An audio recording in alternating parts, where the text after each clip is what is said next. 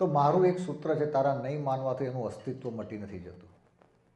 કારણ કે કલ્પના ચાવલાને લઈને જે કોલંબિયા ક્રેશ થયું એ અમાસના દિવસે થયું અને એના પછી નાસા હિન્દુ પંચાંગ પ્રમાણે સેટેલાઇટ લોન્ચ કરી રહ્યા છે. કારણ કે પૂનમ અને અમાસના દિવસે સૌથી મોટી હલચલ થતી હોય. પૂનમના દિવસે શું થાય સમુદ્રમાં અને અમાસના દિવસે શું થાય? તો ખાલી ઇન્ડિયાના મહાસાગરમાં જ આવે કે અમેરિકાના મહાસાગરમાં પણ આવે? તો એને કઈ રીતે ખબર પડી કે પૂનમ આવી?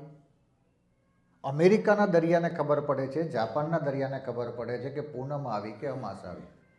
હવે જો તમારું ટેસ્ટિંગ ચાલુ થાય, કેટલા વર્ષથી તમે અમેરિકામાં છો ને ખબર પડશે. આપણી હોળી ક્યારે આવે? ફાગણ મહિનાની રક્ષાબંધન, ગુરુ પૂર્ણિમા, શરદ પૂર્ણિમા, હનુમાન જયંતિ, બુદ્ધ પૂર્ણિમા, દેવ દિવાળી. તો આપણા જ્યારે જ્યારે તહેવાર આવે ત્યારે અહીંના દરિયામાં પણ ભરતી આવે ને. ઈસ્ટરના દિવસે નથી આવતી, નાતાલના દિવસે નથી આવતી, ગુડ ફ્રાઈડેના દિવસે નથી આવતી, પણ ક્યારે આવે છે? ભારતના જ્યારે કોઈ પણ અમાસ આવે એટલે કે દિવાળી આવે ત્યારે દરિયામાં ઓટ આવે. તો વિચાર કરો, ઘણીવાર 2 સાતમ કપાતી હોય, એક છઠ વધતી હોય, કાં 14 દિવસનું પખવાડિયું હોય, કાં 16 દિવસનું પખવાડિયું હોય. અને ભાવનગર જિલ્લા સાથે જે લોકો કનેક્ટેડ છે એને ખબર હશે, નક્કળન નિષ્કલંક મહાદેવ ક્યારે આવે દર્શન? એના ભાદરવી અમાસે. હવે જો કેલેન્ડરના મહાનતાની વાત કરું કે જે દિવસે પુરુષોત્તમ મહિનો હોય ને એટલે દર્શન 1 મહિનો લેટ જતા રહી છે. તો એને કઈ રીતે ખબર પડી કે આ વખતે પુરુષોત્તમ મહિનો આવ્યો? આ સૌથી મોટી આપણી કેલ્ક્યુલેશન છે, ખાસિયત છે. હું તમને જગાડવા આવ્યો છું કે જાગ મચ્છંદર ગોરખ આયા. કેટલી ભવ્ય અને મહાન સંસ્કૃતિના આપણે વારસદાર છીએ. મારે તમને ખાલી એટલું જ કહેવાનું હતું કે આપણા કડિયા મિસ્ત્રી સુથાર ક્યારની રજા રાખે? અમાસની. બરાબર. તો તમે ક્યારે વિચાર્યું કે અમાસની રજા કેમ રાખે? કે અમાસના દિવસે દરિયામાં શું આવે અને પૂનમના દિવસે શું આવે? તો આપણા શરીરમાં પણ 70% પાણી છે. જે દિવસે પૂનમ હોય એટલે આપણા શરીરમાં પણ ઉછાળા આવે અને જે દિવસે અમાસ હોય ત્યારે આપણને ડિપ્રેશન ફીલ થાય. તો કડિયા મિસ્ત્રી સુથાર જે લોકો કાર્વિંગનું કામ કરતા હોય એ અમાસના દિવસે એને ડિપ્રેશન ફીલ થાય.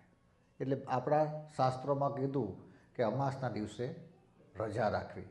અને પૂનમના દિવસે શું થાય?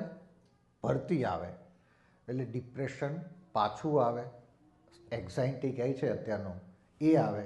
તો આપણા શાસ્ત્રોમાં કીધું એ પૂનમ ભરવી, ચોટીલાની ભરતી ભરવી, વડતાલની ભરવી, ગઢડાની ભરવી, કોઈ બીજા નજીક ધાર્મિક સ્થળની ભરવી. પણ પૂનમના દિવસે તમારે ચાલતા જવું અને ચાલતા ચાલતા તમે કોઈ પણ ધાર્મિક સ્થળ બાજુ જાઓ એટલે નોર્મલ વોકિંગ થાય અને નોર્મલ વોકિંગથી નોર્મલ એક્સરસાઇઝ થાય અને આપણું ડિપ્રેશન ડાઉન થાય. હવે એનાથી પણ હું તમને મહાન વાત કરું. જ્યારે 20-25 વર્ષ પહેલાં હું જાપાન હતો ત્યારે એ લોકો આપણું હિન્દુ પંચાંગ લઈને બેઠા હોય અને હિન્દુ પંચાંગમાં આશ્લેષા નક્ષત્ર આવે ત્યારે જ સાચા મોતી એને મળે, પાકે. એટલે એના દરિયામાં પણ આપણા જે નક્ષત્ર છે એ પ્રમાણે ચાલી રહ્યું છે અને એના લીધે આપણે જે મહાન સંસ્કૃતિના વારસદાર છીએ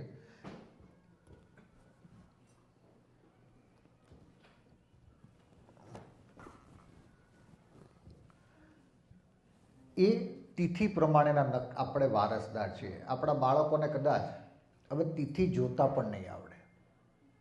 હવે તમે એક ઉપવાસ કરો છો એકાદશીનો, તો એકાદશીનો ઉપવાસ કેમ કરીએ છીએ? હમણાં વિયેનાની અંદર જાપાનીઝ સાયન્ટિસ્ટને નોબેલ પ્રાઇઝ માટે નોમિનેટ થયું, જેણે એવું સાબિત કર્યું કે એકાદશીના દિવસે જે ટી સેલ ડેવલપ થતા હોય છે એ કેન્સરના ટી સેલ ઓટોમેટિક નષ્ટ થઈ જાય છે.